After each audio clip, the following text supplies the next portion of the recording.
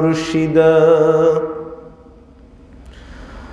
ونشهد أن لا إله إلا الله وحده لا شريك له والذي لا ضد له ولا ند له ولا مثل له ولا مثيل له لا وزير له لا كفيل له أحد الصمد الفرد لم يلد ولم يولد ولم يكن له كفوا أحد أما بعد فأعوذ بالله من الشيطان الرجيم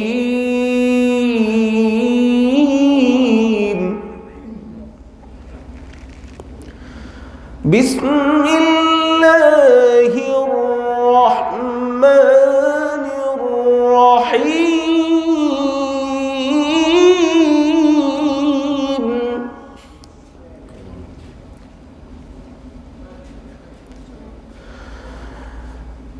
يا أيها الذين آمنوا استعينوا بالصبر والصلاة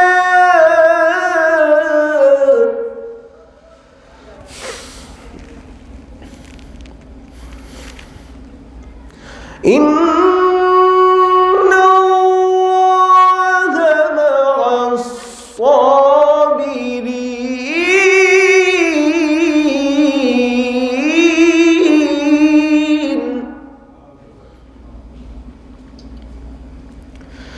ولا تقولوا لمن يقتل في سبيل الله أموات بل أحياء ولكن لا تشعرون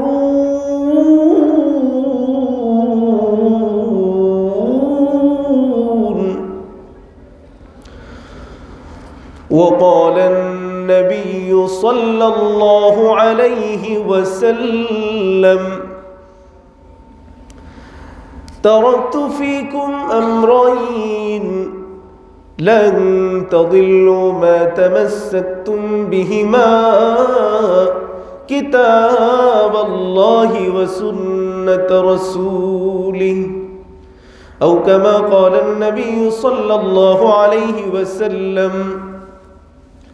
اللهم صل على محمد وعلى آل محمد كما صليت على إبراهيم وعلى آل إبراهيم إنك حميد مجيد اللهم بارك على محمد وعلى آل محمد كما باركت على إبراهيم وعلى آل إبراهيم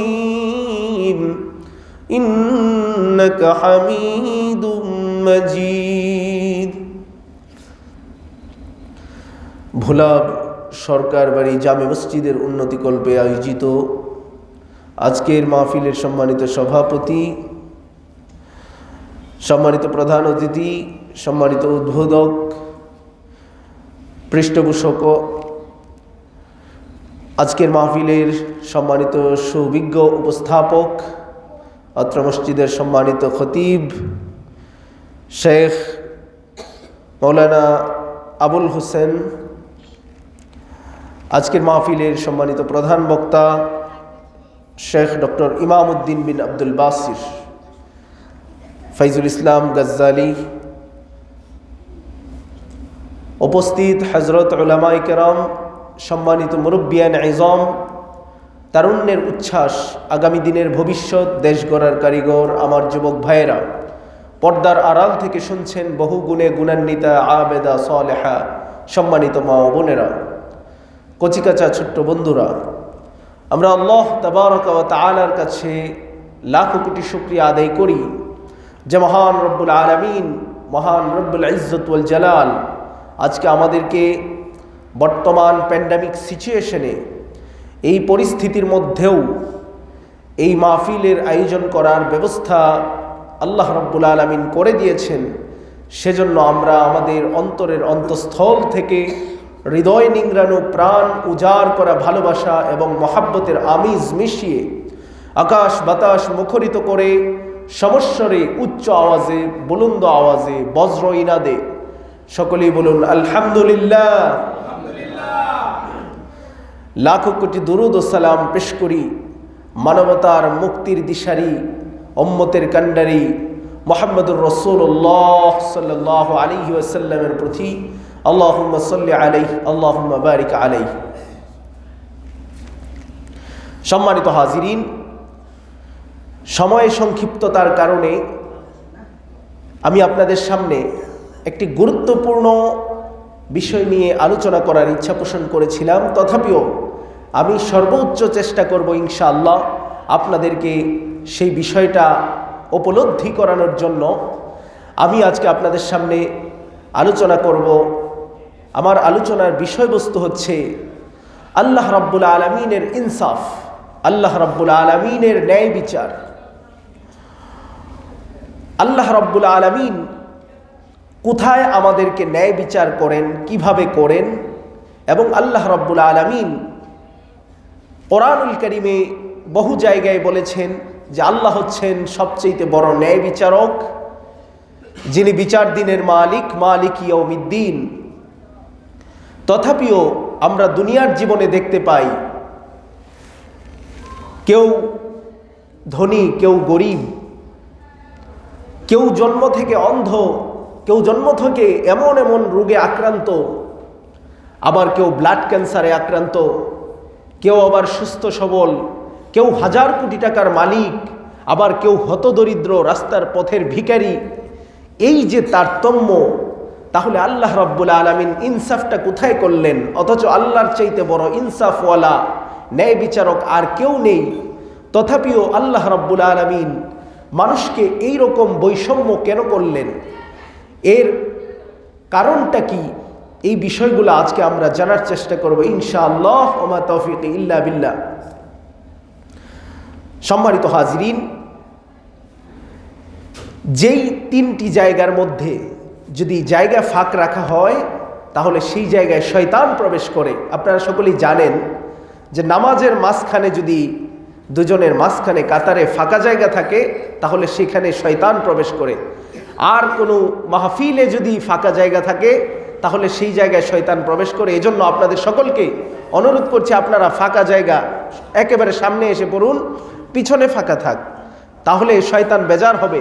আর না হয় শয়তান খুশি হবে, শয়তান আমাদেরকে ওয়াসওয়াসা দিবে যে এই মাহফিলে বসেছিস মাগরিবের পর, সন্ধ্যার পরে এখনই কি মানুষ বসে নাকি, উঠে যা। এইগুলো ওয়াসওয়াসা শয়তান আমাদেরকে দিবে। এজন্য আমরা দূরে না বসে একত্রে জমে জমে বসবে, আমরা একত্রে বসবো ইনশাআল্লাহ। আর আজকে যেই বিষয়টা আপনাদের সামনে আলোচনা করার চেষ্টা করছি কোরআন সুন্নাহর আলোকে, এটা খুবই গুরুত্বপূর্ণ বিষয়। যে আমরা মানব জীবনে আমরা অনেক সময় হতাশ হয়ে যাই যে আমি দরিদ্র, আমি অসহায়, আমি গরিব, আমি ঋণে জর্জরিত, আমি আমার ঠিকমতো বাজার সদাই করতে পারছি না, আমার অভাব অনটন লেগেই আছে।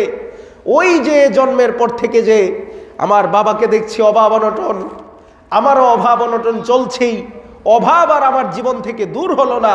অথচ আমার পাশের বাড়ি, সে 5 তলা 10 তলা বিল্ডিংয়ের মালিক, 2-1টা গাড়ি বাড়ির মালিক, অথচ তার কোনো অভাব নেই। তাকে দেখছি জন্মের পর থেকেই সে কোটিপতি, সোনার চামচ নিয়ে জন্মগ্রহণ করেছে। আমার অভাব আর শেষ হয় না, আর তার অভাবের ছিটাফুটাও নেই। এই যে আমাদের একটা ধারণা আমরা সমাজে দেখছি, এই ধারণা থেকে আমরা কিভাবে পরিত্রাণ পাই এবং আল্লাহ পাকের উপরে অনেক মানুষের এই ধারণা হয় যে আল্লাহ ইনসাফ করছেন না, আল্লাহ ন্যায় বিচার বুঝে আমার উপর করেননি, যার কারণে আমাকে গরিব বানিয়ে রেখেছেন আর আমার পাশের লোকটাকে ধনী বানিয়ে রেখেছেন। সম্মানিত হাজিরিন, হতাশা দূর করার জন্য মানব জীবনে অনেক ধরনের হতাশা আছে। সেই হতাশা দূর করার জন্য আল্লাহ রাব্বুল আলামিন কোরআনুল কারীমে 2 নম্বর সূরা বাকারার 153 নম্বর আয়াত থেকে 156 নম্বর আয়াত পর্যন্ত এখানে 4টি আয়াত নাজিল করে মানব জীবনের সমস্ত হতাশা দূর করার জন্য আল্লাহ রাব্বুল আলামিন কিছু সিস্টেম, কিছু দিক নির্দেশনা বলে দিয়েছেন। বলেন সুবহানাল্লাহ। আল্লাহ রাব্বুল আলামিন কোরআনুল কারীমের 2 নম্বর সূরা সূরাতুল বাকারার 153 নম্বর আয়াত থেকে 156 নম্বর আয়াতে আল্লাহ বলেন, ইয়া আইয়ুহাল্লাযীনা আমানুস্তাঈনু বিস-সাবরি ওয়াস-সালাত।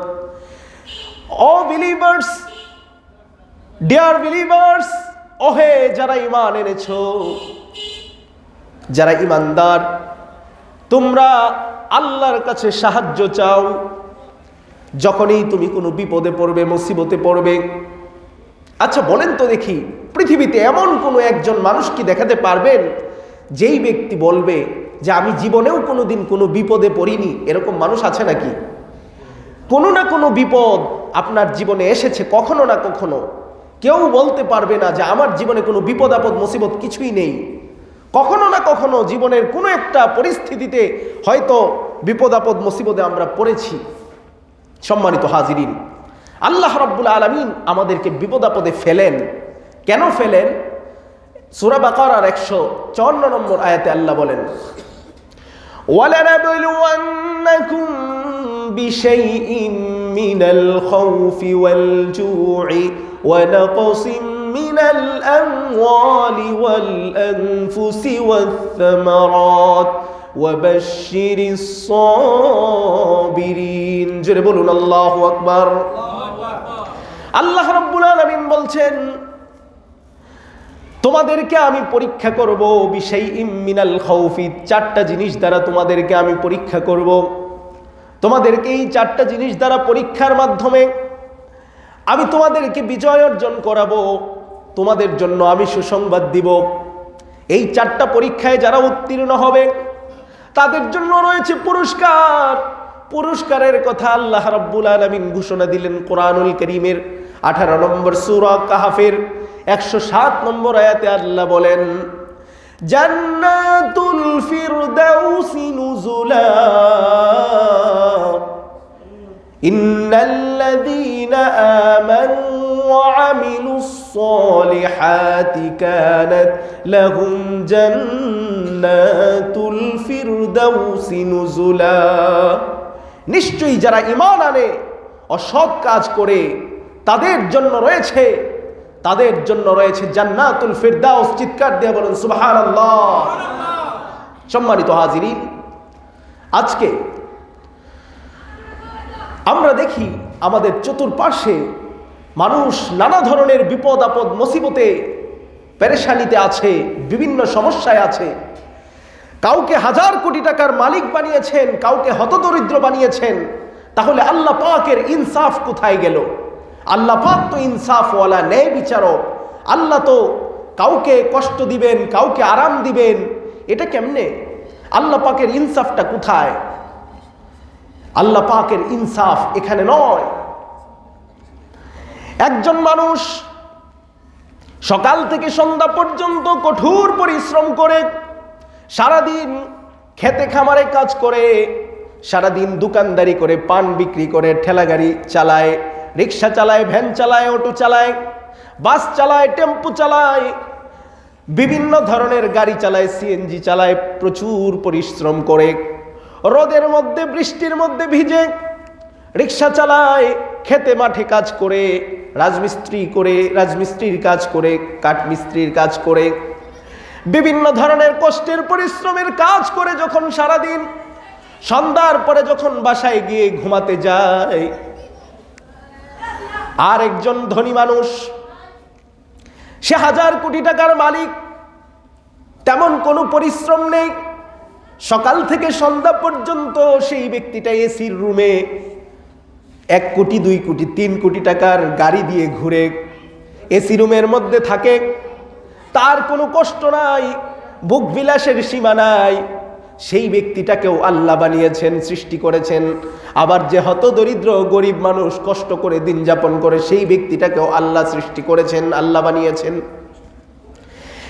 এখন আমরা অনেকেই হতাশ হয়ে যাই, আল্লাহ আমার দিকে তাকিয়ে দেখলো না, আল্লাহ আমাকেই কেন বিপদে ফেললেন? দুনিয়ার মধ্যে আর কোনো মানুষ কি পেল না বিপদে ফেলানোর জন্য? আমাকেই আল্লাহ বিপদে ফেলতে হলো কেন? একমাত্র আমি আল্লাহর কাছে পড়লাম নাকি বিপদে পড়ার জন্য? আল্লাহ কি চায় দেখে না আমি যে কত বিপদে আছি? এইরকম মানুষ কথা বলতে বলতে অনেক সময় শিরক করে ফেলে। হতাশ হওয়া কবিরা গুনাহ, শুধু কবিরা গুনাহ নয়, এটা শিরকের পর্যায়ে নিয়ে যাবে। এই জন্য আল্লাহ রাব্বুল আলামিন কুরআনুল কারীমের 3 নম্বর সূরা আলে ইমরানের 139 নম্বর আয়াতের মধ্যে বলেন, ওয়ালা তাহিনু ওয়ালা তাহজানু ওয়া আনতুমুল আ'লাউনা ইন কুনতুম মুমিনিন।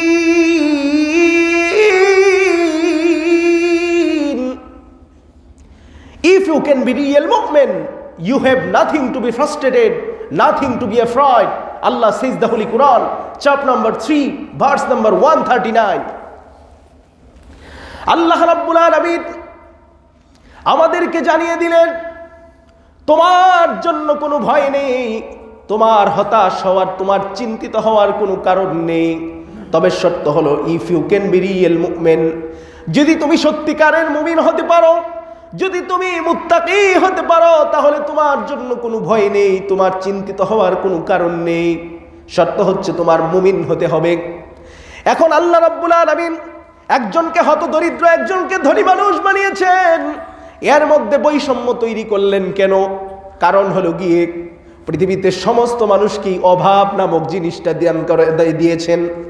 এমন কোনো মানুষ নাই যেই মানুষের কোনো অভাব নাই। একজন হতদরিদ্র মানুষ সারাদিন পরিশ্রম করে, তার অভাব অল্প।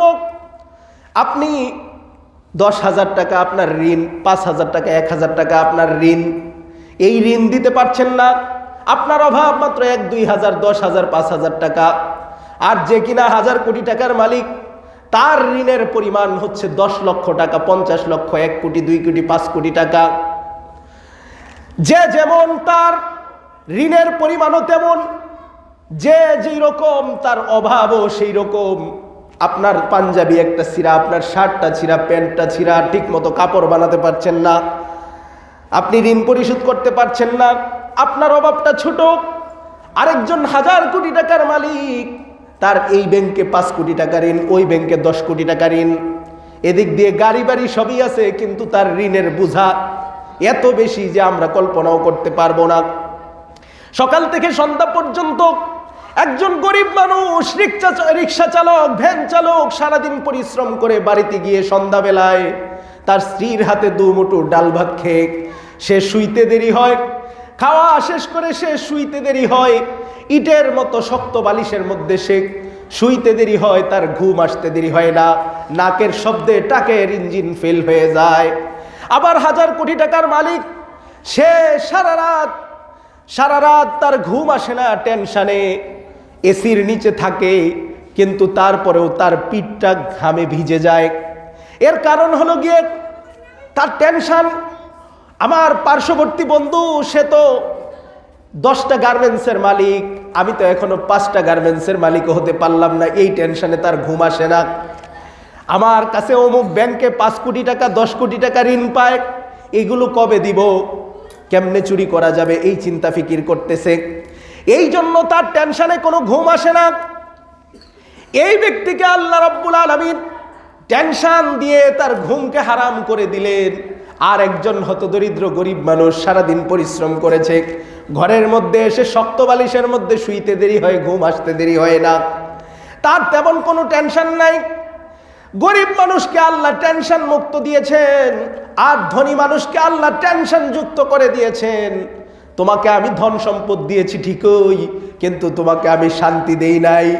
আরেকজন হতদরিদ্র মানুষ, তোমাকে আমি অর্থ সম্পদ দেই নাই, কিন্তু আমি তোমাকে শান্তি দান করেছি।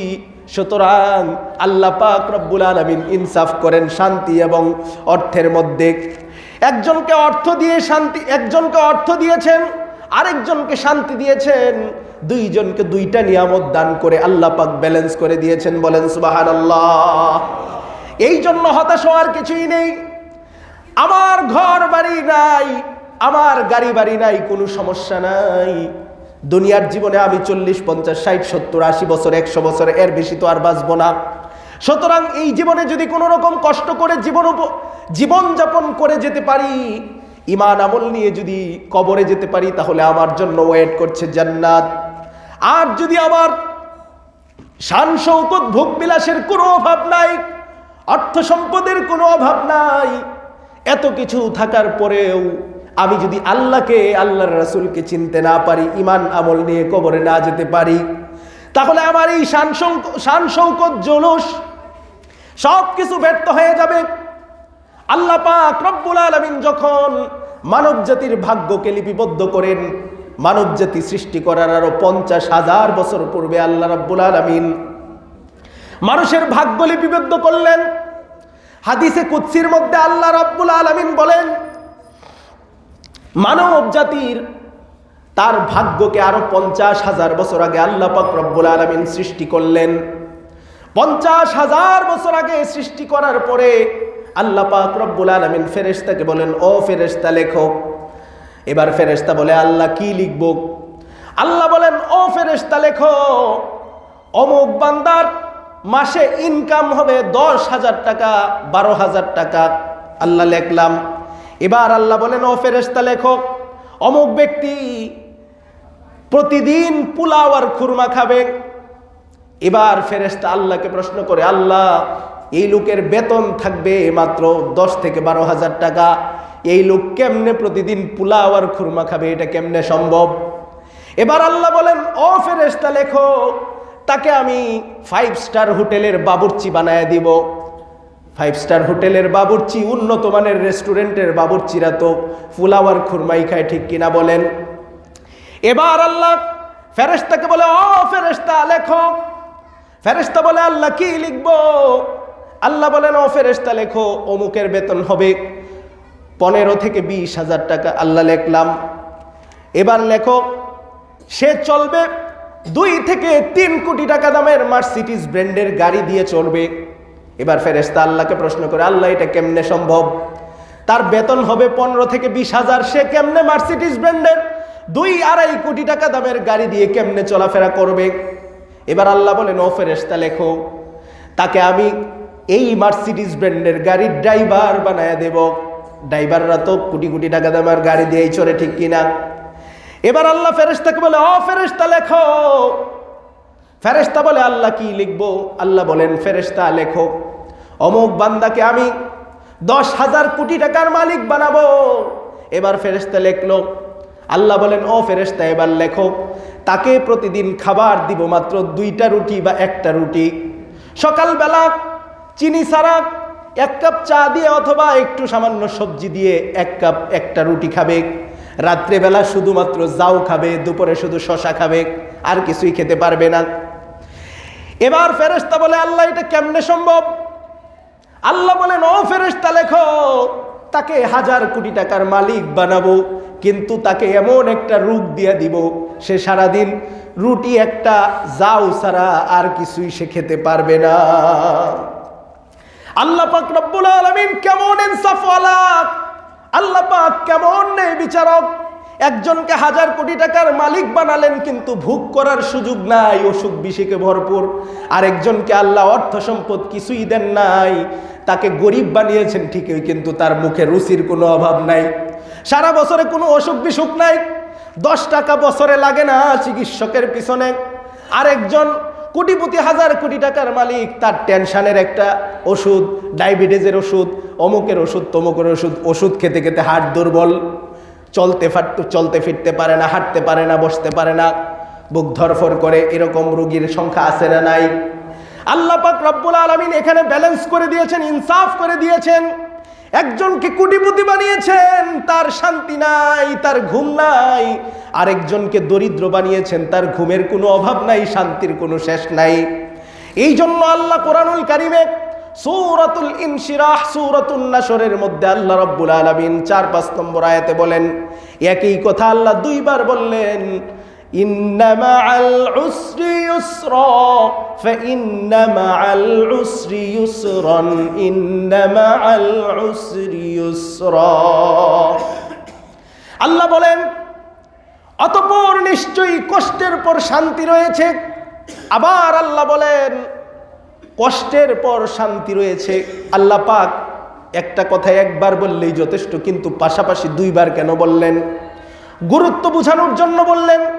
আমরা অনেক সময় কোনো কথা বলার পরে বলি যে, ছেলেকে বলি, এই তুমি আমার জন্য একটা তেল ছাড়া রুটি আর একটা সবজি নিয়ে আসবে। তারপরে আবার বলে, এই শোনো, তেল ছাড়া কিন্তু একটা, তারপরে একটু সবজি। এই কথাটা দুইবার বলার কারণ কি? এটা খুবই গুরুত্ব দিয়ে আমি বললাম যে ভুলেও কিন্তু তেল দিয়ে আনবে না, আমার কিন্তু পেটে গ্যাসের সমস্যা। এই জন্য আমি দুইবার কথাটা বলি, গুরুত্ব বোঝানোর জন্য। আল্লাহ রাব্বুল আলামিন ও কোরআনুল কারীমে সূরা শাহরের, সূরা নাসরের আয়াত, একটা আয়াতেই দুইবার বলেছেন, ফাইন্না মাআল উসরি ইউসরা, নিশ্চয়ই কষ্টের পর শান্তি রয়েছে। ইন্না মাআল উসরি ইউসরা, নিশ্চয়ই কষ্টের পর শান্তি রয়েছে। এবার আসুন, আল্লাহ পাক যে ইনসাফওয়ালা, আল্লাহ পাক যে ন্যায় বিচারক, এটার পরিচয় তুলে ধরি। আল্লাহ রাব্বুল আলামিন সারা পৃথিবীর মানুষকে কাউকে ধনী কাউকে গরিব বানিয়েছেন। এবার ধনী গরিব বানানোর পরে আল্লাহ পাক রাব্বুল আলামিন মানুষকে কিছু চাহিদা দিলেন। আল্লাহ পাক যেই ব্যক্তিটা দরিদ্র সেই ব্যক্তিটাকেও একটা জিনিস দান করেছেন, আর যেই ব্যক্তিটা ধনী, 1000 কোটি টাকার মালিক, তাকেও একটা জিনিস দান করেছেন। সেই জিনিসটা হচ্ছে সময়। 24 ঘন্টা সময় আল্লাহ পাক ধনীকেও যেমন দিয়েছেন, গরিবকেও তেমন দিয়েছেন। এইখানে আল্লাহ পাক সমান দান করেছেন। এখন তুমি সময়টাকে কেমনে কাজে লাগাবে, এটা তোমার ব্যাপার। তুমি কি এই সময়ের মধ্যে 1000 কোটি টাকার মালিক হবে, নাকি তুমি হতদরিদ্র থাকবে, এটা তুমি বুঝে নাও। তুমি কেমন কাজ করবে, তোমার কাজের উপরে ডিপেন্ড করবে তোমার টাকা ইনকামের ব্যবস্থা। তারপরে মাঝে মাঝে হয় আর মাঝে মাঝে হয় না। কেউ জন্ম থেকেই 1000 কোটি টাকার মালিক, আবার কেউ জন্ম থেকেই হতদরিদ্র। কিন্তু এরপরেও আল্লাহ পাকের ইনসাফ কেমন দেখেন। আজকে আমরা খুঁজে বের করব আল্লাহ পাকের ন্যায় বিচারটা কোথায়। আমরা আল্লাহ পাকের ইনসাফ জানি না, আল্লাহ পাকের ন্যায় বিচার আমরা বুঝি না, যার কারণে আমরা কুফরি করি, আমরা আল্লাহকে অস্বীকার করে ফেলি। আল্লাহকে আমরা বলি যে আল্লাহই নাই, নাউযুবিল্লাহি মিন যালিক, যে আল্লাহ আমাকে দেখে না, আমার এত বিপদ এত মুসিবত, তারপরেও আল্লাহ আমার দিকে একটু তাকায়া দেখে না। অনেক সময় হতাশ হয়ে এই ধরনের কথা বলি। এই ধরনের কথা কখনো বলা যাবে না। সম্মানিত হাজিরিন, আজকে যেই বিষয়টা আপনাদের সামনে উপস্থাপন করব, এই বিষয় জানার পর থেকে আমরা আর জীবনে কখনো ইনশাআল্লাহ সুম্মা ইনশাআল্লাহ কখনো আমরা হতাশ হব না। হতাশ নামক জিনিসটা আমাদের জীবন থেকে, আমাদের ডিকশনারি থেকে আমরা মুছে ফেলবো ইনশাআল্লাহ। সম্মানিত হাজিরিন, আসুন আমরা সেই বিষয়টা জেনে নেই, সেটা কি। আল্লাহ পাক রব্বুল আলামিন মানুষকে যেই জিনিসটা দান করলেন, 5টা মৌলিক চাহিদা মানুষকে দান করেছেন। আমরা জানি 5টা মৌলিক চাহিদার নাম হচ্ছে অন্ন, বস্ত্র, বাসস্থান, শিক্ষা ও চিকিৎসা। অন্ন মানে খাদ্য, খাবার হচ্ছে মানুষের মৌলিক চাহিদা। কেউ খাদ্য ছাড়া বাঁচবে না। আপনি যদি 1 সপ্তাহ কোনো কিছুই না খান, 1 ফোঁটা পানিও না খান, তাহলে কি বাঁচা সম্ভব? সম্ভব নয়। এই জন্য মানুষকে বাঁচতে হলে খাবার খেতে হয়। আল্লাহ বলেন, কুলু ওয়াশরাবু ওয়ালা তুসরিফু, খাও পান করো কিন্তু বিনষ্ট করো না। কুলু মির রিজকিল্লাহ, আল্লাহর জীবিকা থেকে তোমরা খাও। আল্লাহ পাক রব্বুল আলামিন পৃথিবীর সমস্ত মানুষকে খাবারের ব্যবস্থা করে দিয়েছেন। খাবার হচ্ছে একটা মৌলিক চাহিদা। 1 নম্বর মৌলিক চাহিদা হচ্ছে খাদ্য, খাবার। সারা পৃথিবীর সমস্ত মানুষ এই খাদ্য গ্রহণ করে। পৃথিবীর মধ্যে মানুষকে 3.5 হাত বডি দান করেছেন, তার হাতে 3.5 হাত। কেউ হয়তো 5 ফিট লম্বা, 5 ফিট, 6 ফিট, 7 ফিট, সর্বোচ্চ 8 ফিট। এর চেয়ে বেশি লম্বা মানুষ সাধারণত পাওয়া যায় না সারা পৃথিবীতে। আবার ছোট হলে সর্বোচ্চ 2 ফিটের চাইতেও ছোট মানুষ খুব বেশি একটা পাওয়া যায় না। তাহলে 2 ফিট থেকে 7 ফিট লম্বা, 8 ফিট লম্বা মানুষ পাওয়া যায় পৃথিবীতে। এর ভিতরে একটা ব্যালেন্স করেছেন আল্লাহ পাক। মানুষের পেটটাকে সাইজ মতো দিয়েছেন। পৃথিবীর যত বড় মানুষই হোক, সে কিন্তু একসঙ্গে 20 প্লেট খাবার খেতে পারবে না। পারবে নাকি? একসঙ্গে কি আপনি যত বড় মানুষই হন না কেন, আর যত বড় পেটেই আপনার হোক না কেন, এক ডেকচি, এক পাতিল ভাত খাওয়া কি আপনার সম্ভব? 20 জনের ভাত একজনে খেতে পারবে এরকম সুযোগ আছে নাকি? সে যদি 1000 কোটি টাকার মালিক হয়, তারপরেও সে 20 জনের খাবার একসঙ্গে খেতে পারবে না, ঠিক কিনা? আপনার কাছে হাজার হাজার কোটি টাকা আছে, তাই বলে কি আপনি এই 1000 কোটি টাকার খাবার কি একসঙ্গে খেতে পারবেন? এটা সম্ভব নয়। খাবার হচ্ছে মৌলিক চাহিদা।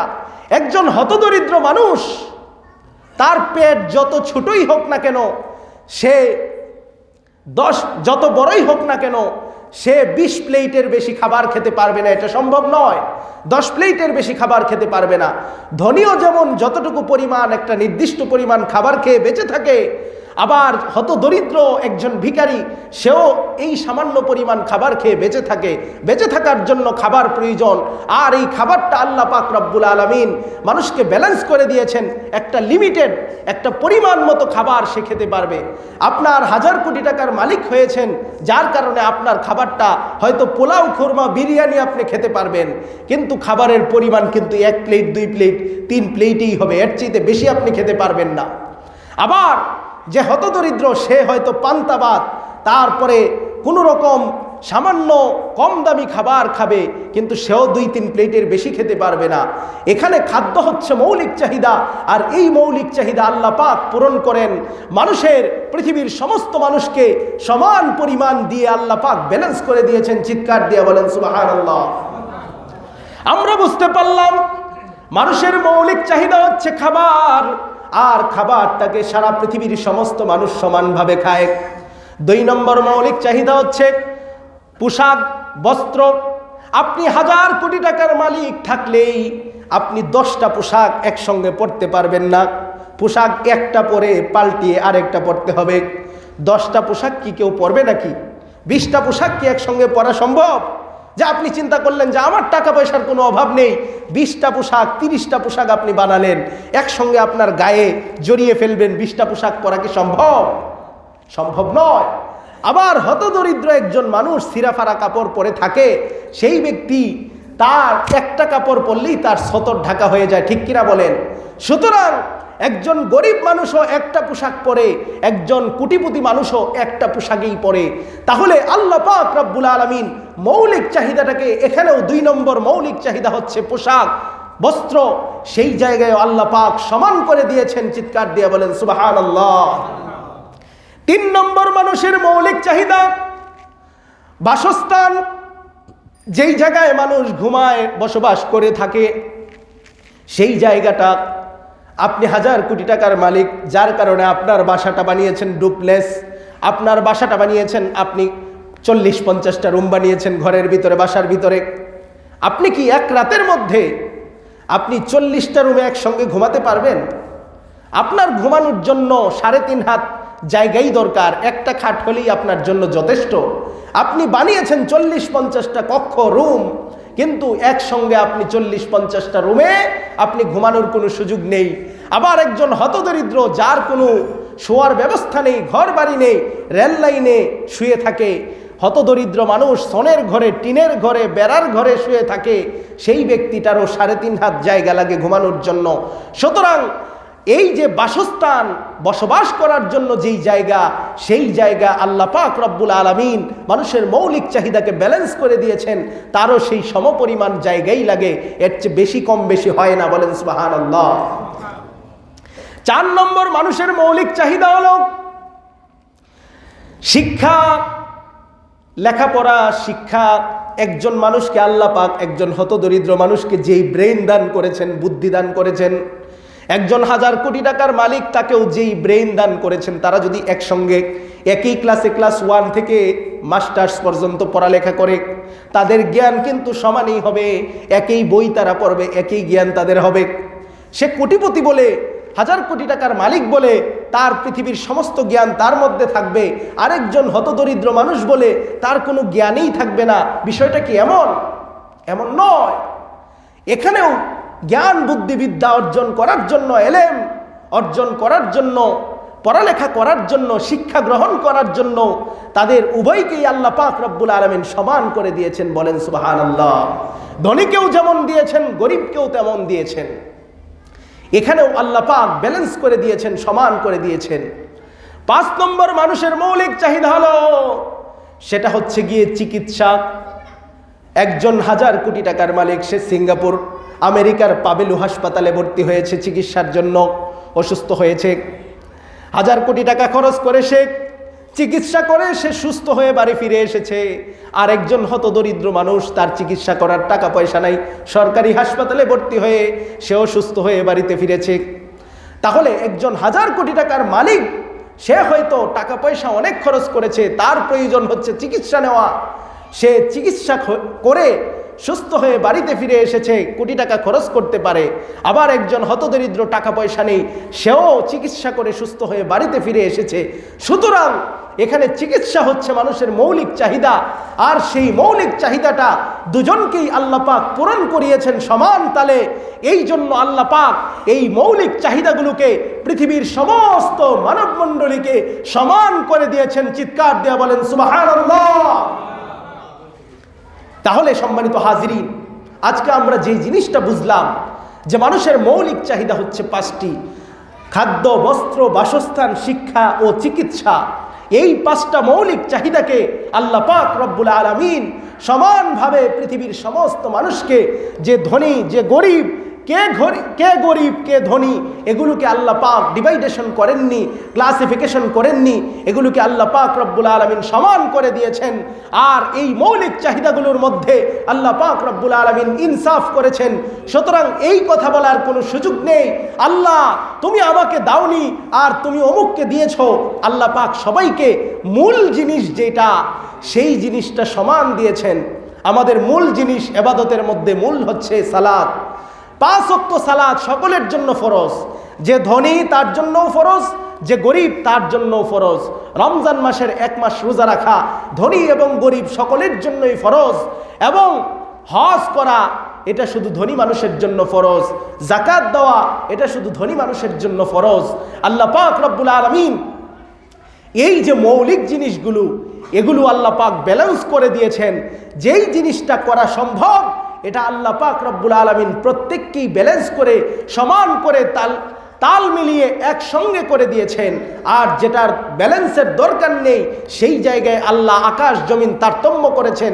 আমার 1 টাকাও নাই, আরেকজনের 1000 কোটি টাকা আছে, তার মধ্যে এবং আমার মধ্যে তেমন কোনো পার্থক্য নেই। তার বডির দিকে যদি আপনি তাকান, সেও 5 ফিট 7 ইঞ্চি লম্বা, আমার বডির দিকেও যদি আপনি তাকান, আমিও 5 ফিট 7 ইঞ্চি লম্বা। এই যে পরিমাণ আল্লাহ পাক বডির স্ট্রাকচারের পরিমাণ ব্যালেন্স করে দিয়েছেন। তারও যেমন খাদ্যের প্রয়োজন, তারও যেমন শিক্ষার প্রয়োজন, তার যেমন চিকিৎসার প্রয়োজন, তার যতগুলো প্রয়োজন আছে, আল্লাহ পাক রব্বুল আলামিন তার সমস্ত প্রয়োজনগুলো একটা নির্দিষ্ট পরিমাপের মধ্যে আল্লাহ পাক ব্যালেন্স করে দিয়েছেন। বলেন সুবহানাল্লাহ। তাহলে সম্মানিত হাজিরিন, আজকের আলোচনা থেকে আমরা যেই জিনিসটা বুঝতে পারলাম, সেটা হচ্ছে গিয়ে যে আল্লাহ পাক মানুষের মৌলিক যেই জিনিসগুলো, মৌলিক যেই চাহিদাগুলো, সেই জায়গায় আল্লাহ ইনসাফ করে। আল্লাহ হচ্ছেন সবচাইতে বড় ইনসাফওয়ালা, আল্লাহ হচ্ছেন সবচাইতে বড় ন্যায় বিচারক। চিৎকার দিয়া বলেন সুবহানাল্লাহ। আজ থেকে আমরা আর কোনোদিন হতাশ হব না। জীবনে যত বিপদ মুসিবতই আসুক না কেন, আমরা বিপদ মুসিবতে ধৈর্য ধারণ করব। আর আমরা নিচের দিকে তাকাবো, আমরা লক্ষ্য করব, আল্লাহ তুমি তো আমাকে কত সাহায্য করেছো, আমাকে তো এখন পর্যন্ত সুস্থ রেখেছো, আমি তো এখানে বসে কথা শুনতে পারছি, আলোচনা শুনতে পারছি। এমনও হতদরিদ্র মানুষ আছে যারা কিনা আজকে রাত্রে কি খাবার খাবে সেই টেনশনে তাদের এখনো সীমা নেই, আর আমার তো আজকের খাবারটা রেডি আছে, বাড়িতে গেলেই আমি খাবার উপস্থিত পাবো, আমার খাবারের কোনো টেনশন নেই। এমনও হতদরিদ্র আছে আজকে রাত্রে কোথায় ঘুমাবে তার কোনো ঠিক ঠিকানা নেই, রেল লাইনে ঘুমিয়ে থাকবে, রাস্তার মধ্যে ঘুমিয়ে থাকবে। এই রকম মানুষের সংখ্যা বাংলাদেশে প্রায় 15 লক্ষর চাইতে বেশি, যাদের কোনো ঘর বাড়ি নেই। এমন 15 লক্ষর চাইতেও বেশি মানুষ বাংলাদেশে আছে যারা কিনা বস্তিতে, রেল লাইনে, রাস্তার পাশে, রাস্তায়, পাইপ লাইনের ভিতরে শুয়ে থাকে, ঘুমিয়ে থাকে। আল্লাহ পাক তো আমাদেরকে সেই রকম বানাননি। আমি যখন কোনো বিপদে পড়ব তখনই আমি চিন্তা করব, আল্লাহ তুমি তো অমুকের বিপদের চাইতে আমাকে অনেক বড় বিপদ থেকে আমাকে বাঁচিয়েছো। আমরা যখনই কোনো ব্যথা পাবো তখনই চিন্তা করব, আল্লাহ আমি তো এর চাইতে বড় ব্যথা পেতে পারতাম, তুমি তো আমাকে দয়া করে ছোট্ট একটা ব্যথা দিয়েছো। আর আল্লাহ রসুল সাল্লাল্লাহু আলাইহি ওয়াসাল্লাম বলেছেন, মুমিনের শরীরে যদি, পায়ের মধ্যে যদি একটা কাঁটাও ফুটে, এর জন্য আল্লাহ পাক সওয়াব লিখে দেন। বলেন সুবহানাল্লাহ। সুতরাং মুমিনের কোনো টেনশন নেই, মুমিনের কোনো হতাশা নেই, মুমিনের কোনো চিন্তা নেই।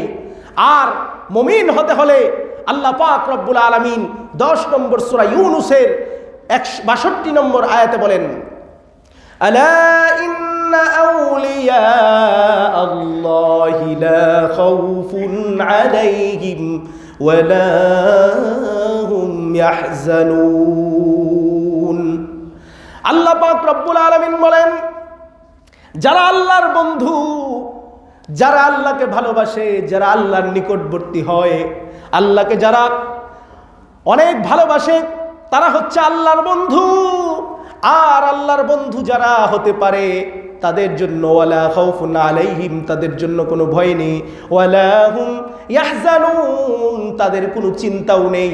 আপনি আমি যদি আজকে থেকে যদি আমি এইরকম আল্লাহর বন্ধু হতে পারি, তাহলে আমার আপনার কোনো চিন্তা নাই, সমস্ত চিন্তা আল্লাহর উপর ছেড়ে দিব। আমি যত বিপদে পড়েছি আমি আল্লাহর কাছে দোয়া করে বলবো, আল্লাহ তুমি আমাকে বিপদে ফেলেছো, তুমি আমাকে উদ্ধার করবে, তুমি আমাকে বাঁচাবে, পৃথিবীতে আর বাঁচানোর কোনো কেউ নাই, তোমার কাছেই আমি সাহায্য চাই। কারণ হাদিসে কুদসির মধ্যে আল্লাহ রাব্বুল আলামিন বলেন যে রাতের শেষ প্রহরে আসমান থেকে আল্লাহ পাক প্রথম আসমানে আসেন, আরশের উপর থেকে প্রথম আসমানে আসেন, এসে বলেন, আমার এমন কোন বান্দা আছো তুমি আমার কাছে চাও, আমি তোমাকে দিব, তুমি কি চাও? অত আল্লাহ রাব্বুল আলামিন কুরআনুল কারীমে শিখিয়ে দিয়েছেন, উদউনি আস্তাজিব লাকুম, তোমরা আমাকে ডাকো, আমি তোমাদের ডাকে সাড়া দিব। তোমাদের কি চাহিদা আমি তোমার সেই চাহিদাকে পূরণ করব। আমি আল্লাহর কাছে চাওয়ার পরে আল্লাহ পাক রব্বুল আলামিন আমাকে অবশ্যই অবশ্যই দিবেন। তবে চাওয়ার মতো চাইতে হবে। অনেকেই বলতে পারেন, এত চাইলাম, এত দোয়া করলাম, আমার দোয়া কবুল হলো না, এত চাইলাম তারপরেও পাইলাম না। দোয়া কবুল হওয়ার 3টা পদ্ধতি, দোয়া কবুল হওয়ার 3টা পদ্ধতি আল্লাহ পাক রব্বুল আলামিন আমাদেরকে হয়তো যেই জিনিসটা আমি চেয়েছি হয়তো তাৎক্ষণিক দিবেন, না হয় এই জিনিসটা একটু পরে দিবেন। 2 নম্বর পদ্ধতি হচ্ছে এই জিনিসটা আল্লাহ দিবেনই না, বরঞ্চ এর চাইতে আরো উত্তম জিনিস দান করবেন। দেখা গেছে আপনি চেয়েছেন, আল্লাহর কাছে দোয়া করেছেন, আল্লাহ আমার যদি 10,000 টাকার বেতনের একটা চাকরি হতো তাহলে আমি খুশি থাকতাম, আমার অভাব অনটন দূর হয়ে যেত। আপনি চাইলেন, পাইলেন না। 2 মাস পরে দেখা গেল যে এই 10,000 নয়, আপনি 20,000 টাকা দামের চাকরি পেয়ে গেছেন। এরকম হয় কি হয় না? আবার এটা হচ্ছে 2 নম্বর পদ্ধতি। 2 নম্বর পদ্ধতি হচ্ছে আল্লাহ পাক এটার চাইতে আরো উত্তম বিনিময় দিতে পারেন। আর 3 নম্বর পদ্ধতি হচ্ছে, সময় শেষ মনে হয় না, কয়টা বাজে? আল্লাহ রাব্বুল আলামিন 3 নম্বর পদ্ধতি হচ্ছে, যখন আপনি আল্লাহর কাছে দোয়া চাইবেন আপনি ওই জিনিসটা পাবেনই না, আবার কিছুদিন পরে এর চাইতে ভালো উপহার, এর চাইতে ভালো পুরস্কার আপনি নাও পেতে পারেন। এই যে দোয়া করলেন, এই দোয়ার বিনিময়টা আল্লাহ পাক রব্বুল আলামিন পরকালের জন্য, কাল কিয়ামতের ময়দানের জন্য, বিপদের মধ্যে বাঁচানোর জন্য আল্লাহ রেখে দিবেন। কিয়ামতের দিন আপনি আপনার আমল শূন্য, আপনি জানেন নিশ্চিত আপনি জাহান্নামে যাবেন। এমন সময় হঠাৎ করে আল্লাহ পাক রব্বুল আলামিন আপনাকে বলবেন, যাও তুমি জান্নাতে চলে যাও। বান্দা বলবে, আল্লাহ এটা কেমনে সম্ভব? তখন আল্লাহ বলবেন, তুমি যে ওই যে দোয়া করেছিলে, তুমি যে ওই দোয়ার বিনিময়ে পাওনি কিছু, তুমি যে এর চাইতে ভালো কিছু পাওনি, তখন এর জন্য তুমি যেই দোয়াটা করেছিলে এই দোয়াটা আমি কবুল করে রেখে দিয়েছিলাম পরকালের জন্য। আজকে যে তুমি মহাবিপদে পড়েছো, এর জন্য আমি এটা দিয়ে তোমাকে হেল্প করলাম, তোমাকে আজকে আমি জান্নাতে দাখিল করে দিলাম। বলেন সুবহানাল্লাহ। তখন বান্দা আফসোস করে বলবে, হায় আফসোস, আমি দুনিয়ার জীবনে যদি আমি আরো বেশি বেশি দোয়া করতাম, দুনিয়ার জীবনে যদি আমি আরো বেশি বেশি দোয়া করতাম, তাহলে তো হয়তো আল্লাহ পাক রব্বুল আলামিন এর চাইতে আরো উত্তম, এর চাইতে আরো বড় জান্নাত আমাকে যে আল্লাহ পাক রব্বুল আলামিন দিতেন। সেই দিন আমরা আফসোস করব, হায় হায়, দুনিয়ার জীবনে কেন এত বেশি চাইলাম, দুনিয়ার জন্য না চেয়ে যদি পরকালের জন্য বেশি বেশি চাইতাম। দুনিয়ার বিপদ তো আজকে না হোক কালকে আপনার দূর হয়েই যাবে কোনো না কোনো ভাবে। একটা মানুষ, আপনি এমন কোনো মানুষ পাবেন না পৃথিবীতে যে 50 বছর ধরে একই বিপদে পড়ে আছে। আজকে বিপদে পড়েছেন, হয়তো আজকেই উদ্ধার হবে, না হয় কালকে, না হয় পরশু, না হয় 1 মাস পরে, না হয় 1 বছর পরে। কেউ 50 বছর পর্যন্ত এক বিপদে পড়ে থাকে না, 20 বছর পর্যন্ত এক বিপদে পড়ে থাকে না। অসুস্থ হয়েছে, হয় সে মারা যাবে, না হয় সে 1 বছর, 2 বছর, 5 বছর, 10 বছর এরপরে হলেও মারা যাবে, অথবা এই বিপদ থেকে আল্লাহ উদ্ধার করবেন, এই রোগ মুক্তি দান করবেন, অথবা এই রোগ নিয়ে সে জীবন যাপন করবেন। কিন্তু তাকে এই রোগ সওয়ার মতো, এই রোগ সহ্য করার মতো, এই যে কষ্ট, এটাকে সওয়ার মতো আল্লাহ পাক মন মানসিকতা তৈরি করে দিবেন। তার কষ্ট দূর হয়ে যাবে, তার বিপদ আপদ মুসিবত আল্লাহ পাক রব্বুল আলামিন সহজ করে দিবেন। আল্লাহ পাক সহজটাকে কঠিন করতে পারেন, আর কঠিনটাকে সহজ করতে পারেন। এই জন্য সম্মানিত হাজিরিন, আমাদের মুমিন হওয়ার জন্য আল্লাহ রাব্বুল আলামিন যে কোয়ালিটিগুলো কোরআনুল কারীমে বর্ণনা করেছেন, কোরআনুল কারীমে মুমিনের প্রায় 50টা গুণ বর্ণনা করেছেন। সেই 50টা গুণের মধ্যে যদি আমরা কয়েকটা গুণ অর্জন করতে পারি, তাহলে আমাদের জীবন সফল হয়ে যাবে। আল্লাহ রাব্বুল আলামিন কোরআনুল কারীমের সূরা তওবা 9 নম্বর সূরা তওবার 112 নম্বর আয়াতের মধ্যে মুমিনের 8 থেকে 9টা গুণ বর্ণনা করেছেন। আল্লাহ রাব্বুল আলামিন বলেন, التائبون العابدون الحامدون السائحون الراكعون الساجدون الآمرون بالمعروف والناهون عن المنكر والحافظون لحدود الله وبشر المؤمنين।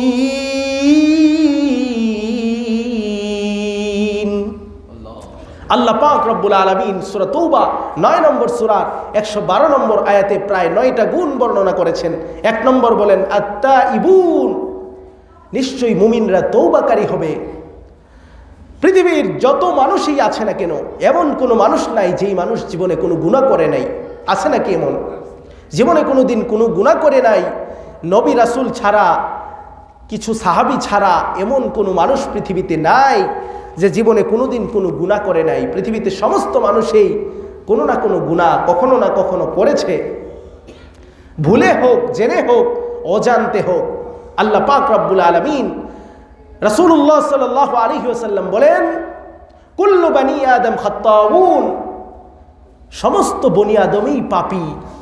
ওয়া খায়রুল খাত্তাইন আত-তাওয়াবুন, সমস্ত বনি আদমই পাপী, এর মধ্যে উত্তম পাপী হচ্ছে গিয়ে আত-তাওয়াবুন, যে গুনাহ করার পরে সে সঙ্গে সঙ্গে তওবা করবে। এটা হচ্ছে মুমিনের গুণ। যখনই মুমিন কোনো অন্যায় করে, কোনো পাপ করে, কোনো গুনাহ করে, তখন সঙ্গে সঙ্গে সে তওবা করে সেই গুনাহ থেকে ফিরে আসে। এটাই হচ্ছে মুমিনের 1 নম্বর গুণ।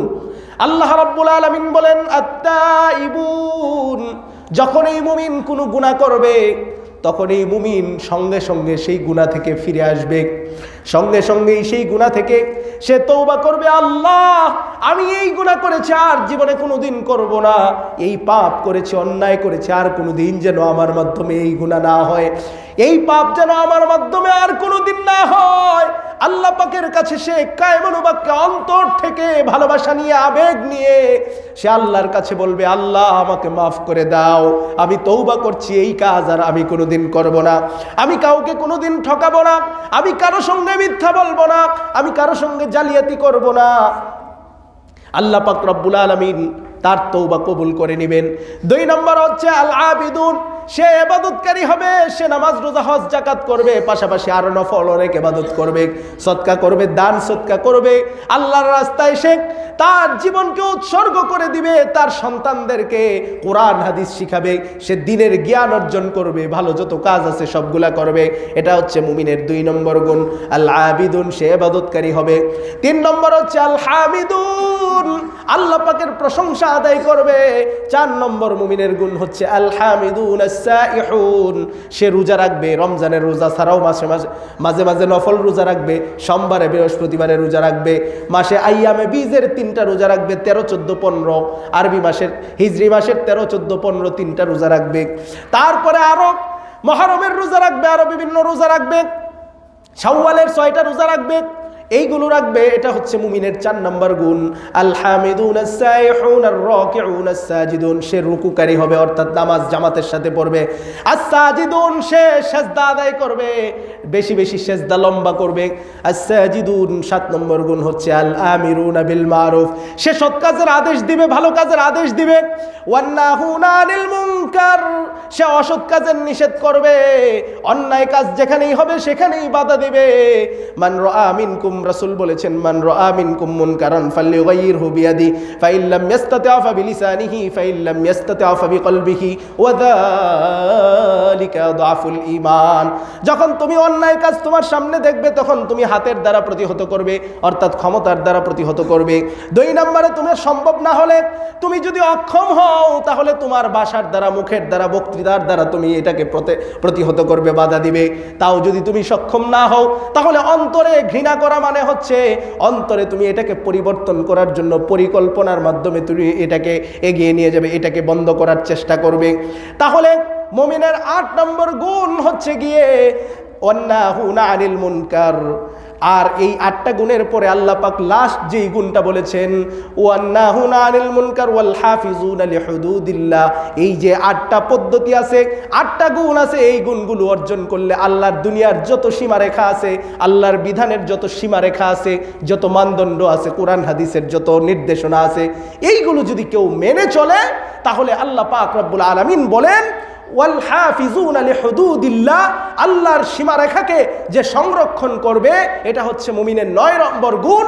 এরপরে আল্লাহ বলছেন ওয়াবাশশিরিল মুমিনিন, এই মুমিনকে সুসংবাদ দিন, বলেন সুবহানাল্লাহ।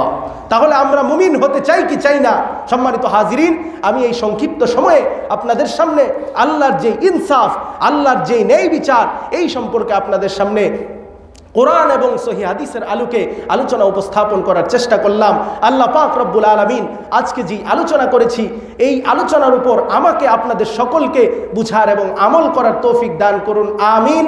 বারাকাল্লাহু লানা ওয়া লাকুম ফিল কুরআনিল আযীম। আসসালামু আলাইকুম ওয়া রাহমাতুল্লাহি ওয়া বারাকাতুহু।